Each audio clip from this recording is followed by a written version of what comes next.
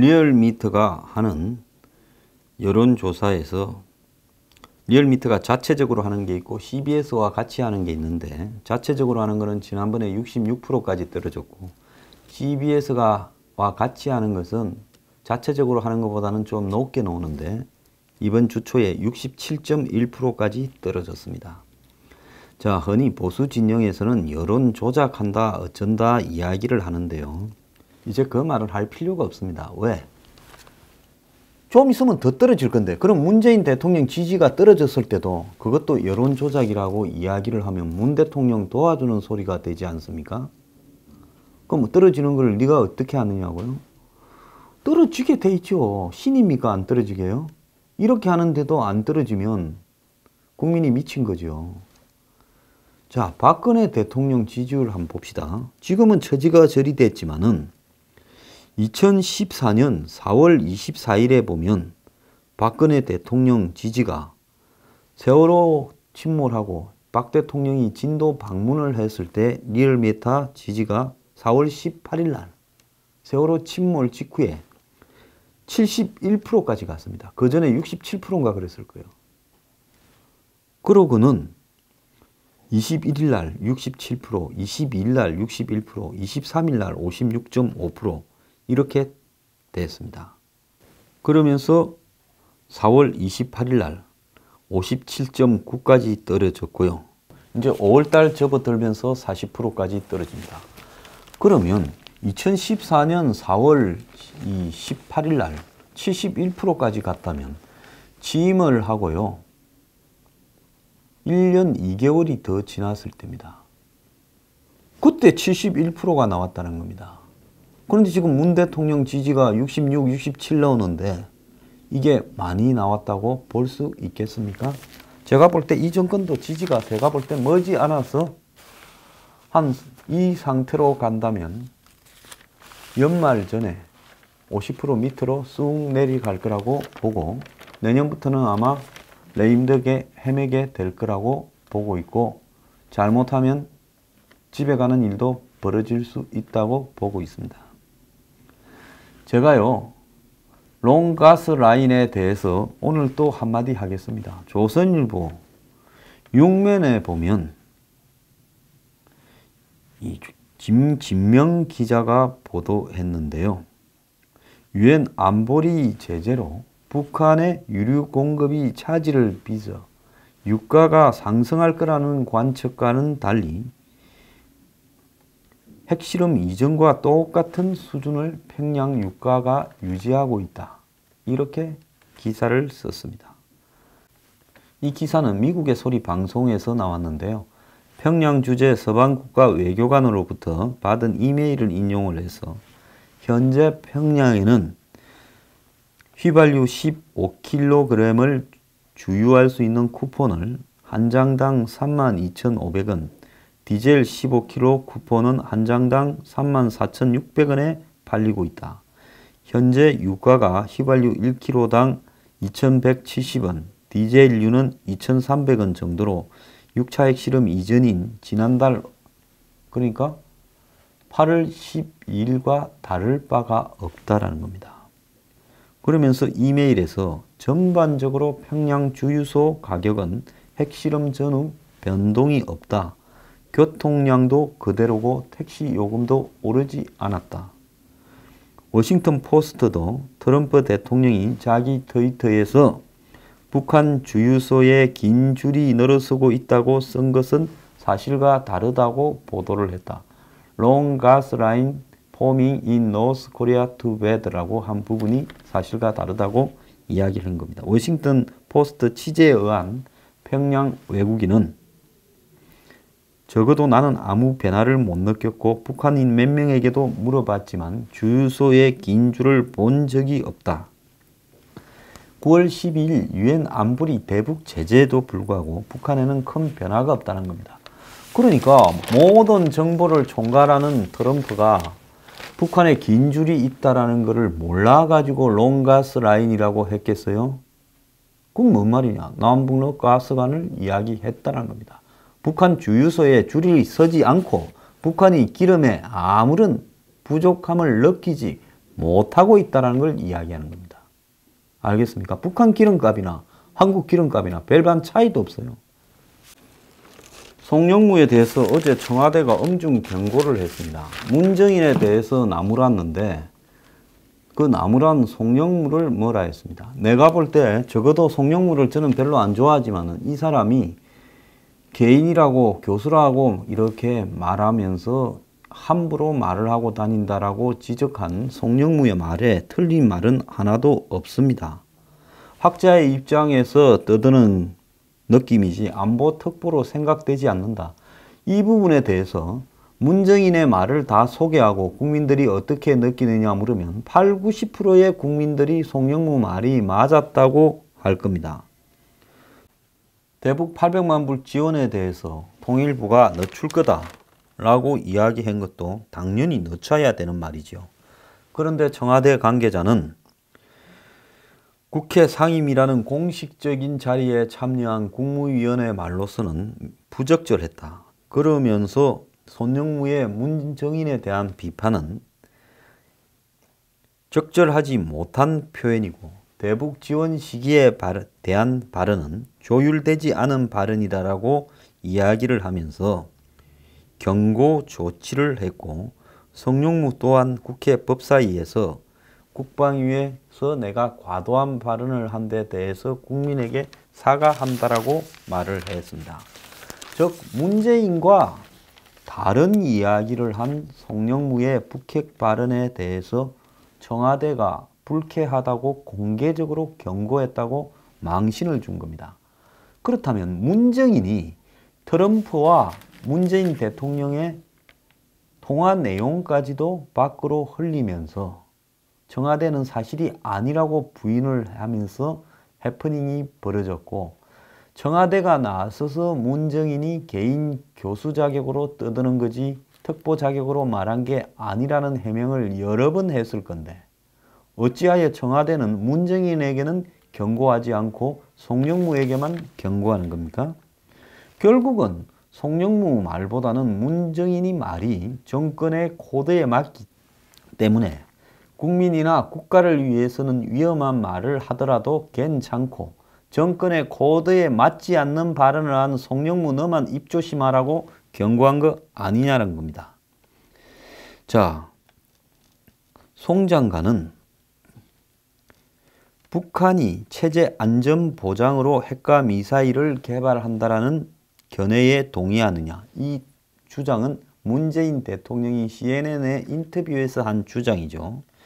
이 문제에 대해서 송영무는 그 의도는 10%밖에 안 되고 90%는 군사적인 위협으로 판단한다고 말을 했습니다.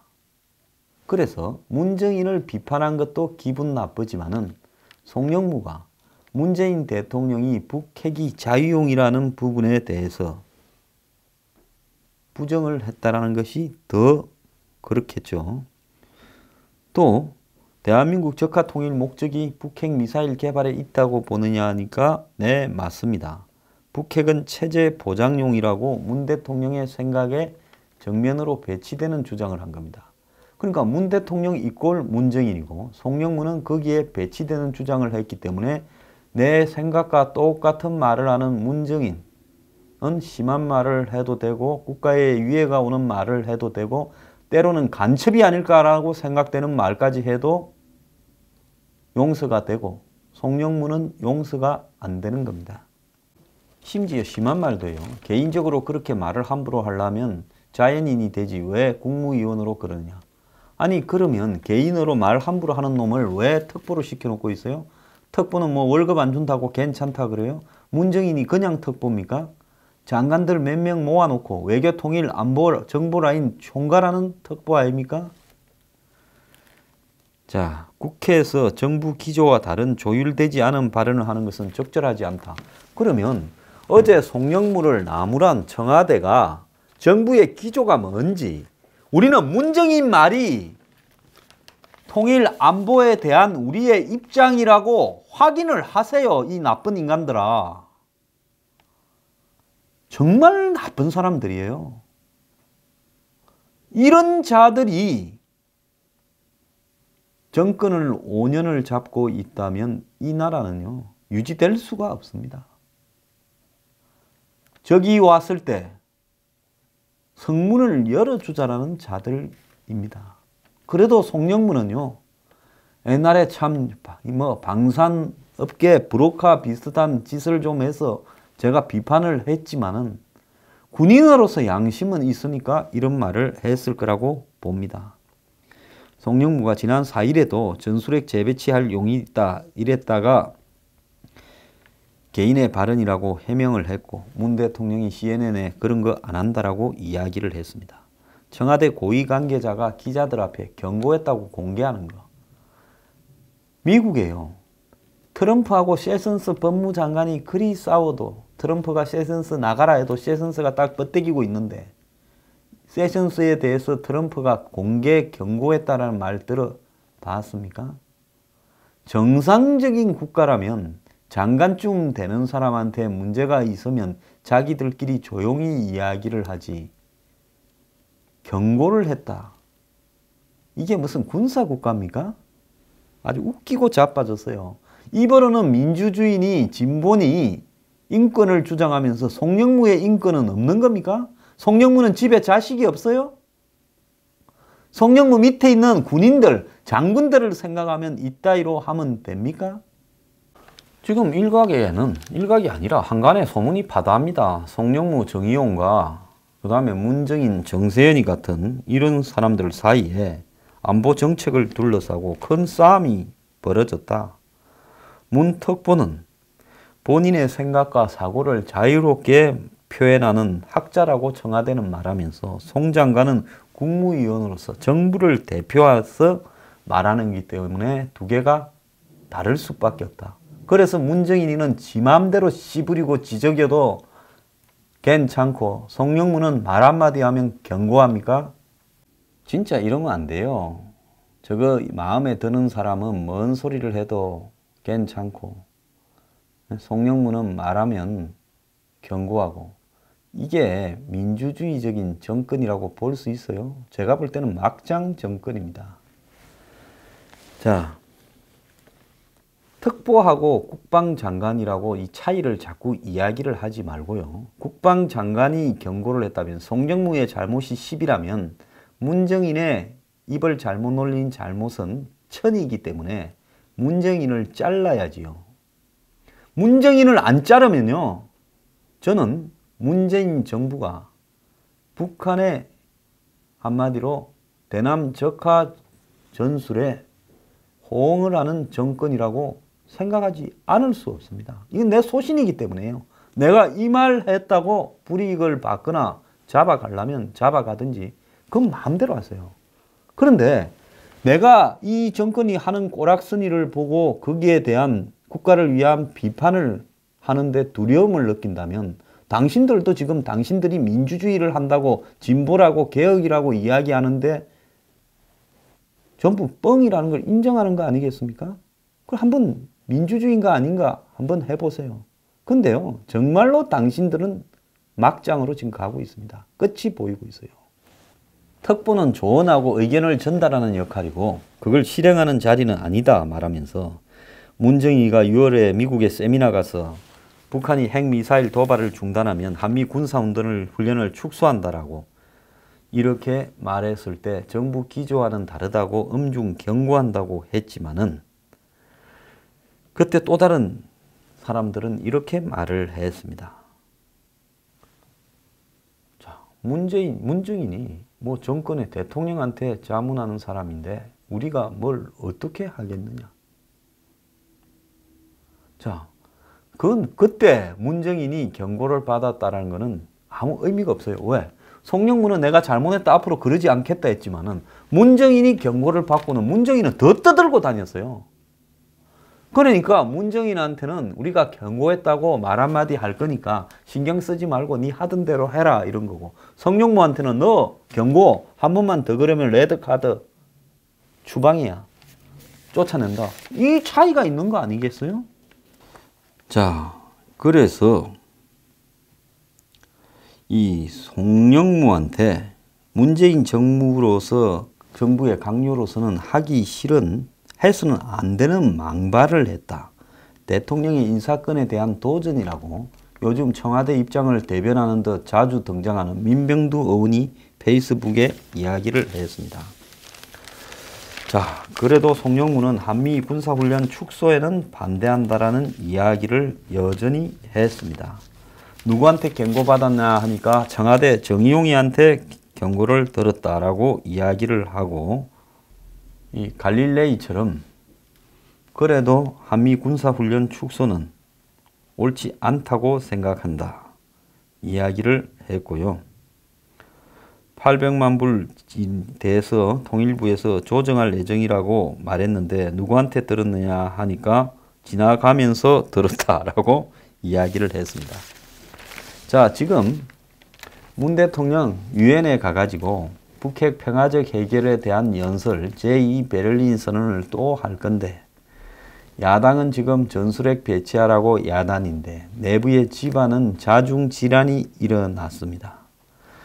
이 송영무 장관한테 경고 조치를 했다 하더라도 대통령이 국내뿐만 아니라 해외에서 정부의 안보 정책을 이야기하고 설득을 하려면 일관성이 있고 사전에 치밀하게 준비된 멘트와 시나리오가 필요한데 그런 게 안 보인다. 이런 식으로 문 대통령의 메시지가 힘을 얻겠느냐라는 이야기를 자기 편에서 하고 있습니다. 자, 유엔 기조연설에서 문 대통령이 아무리 전쟁 불가 평화적 해결 대화를 통한 이런 것을 이야기한다 하더라도 야당은 지금 문재인 대통령의 안보 정책에 대해서 송두리째 부정하고 있고, 그 내각에서 집안 싸움이 나서 엉망진창인 상황에서 문 대통령의 지금 이 안보 문제에 대한 인식은 그야말로 막장으로 지금 가고 있다는 겁니다. 집구석에서도 동의가 되지 않는 사항을 국민들에게 동의하라고 야당이 다 반대하고 보수 진영이 다 들고 일어나고 있습니다. 그런데 유엔에 가서 전 세계를 상대로 자기 주장을 해요. 그건 당신 혼자나 그리 생각하지, 한국 대통령이라고 한국을 대표해서 그렇게 말하지 말기 바랍니다. 그런데요, 내부 집구석에서 또 다른 파열음이 나왔습니다. 정세현 문 대통령의 통일 멘토로 불리어지는 정세현 전 통일부 장관은 민주당사에서 열린 토론에서요, 이 중요한 이야기입니다. 들어보세요. 문재인 대통령의 외교안보 철학을 전혀 모르는 사람들이 문 대통령 옆에 있는 것 같아. 이제 종북 좌파적 시각에서 말을 한다고 저는 봅니다.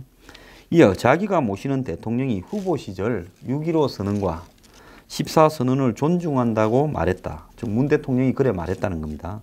이는 남북 관계의 관리 방식, 북핵 관리 방식을 개성하고 발전시킨다는 건데 9년 전, 10년 전 이야기를 하지 말라는 어디서 입양한 참모들인가 라면서 어디다 대고 옛날 이야기를 하지 말라고 하느냐라고 말을 했습니다. 청와대 참모들이 정세현 장관의 북핵 조언을 김정일 정권 때나 통했던 옛날 방식이라고 사석에서 밝힌 데 대해 반발하는 겁니다. 그래, 집구석 싸움 제대로 났는데요. 그래, 집구석도 설득을 못 시키면서 지금 세계를 가가지고 이야기를 하고 있습니다. 수신 제가 평천하다 이까지는 바라지도 않는데요. 솔직히 좀 창피합니다.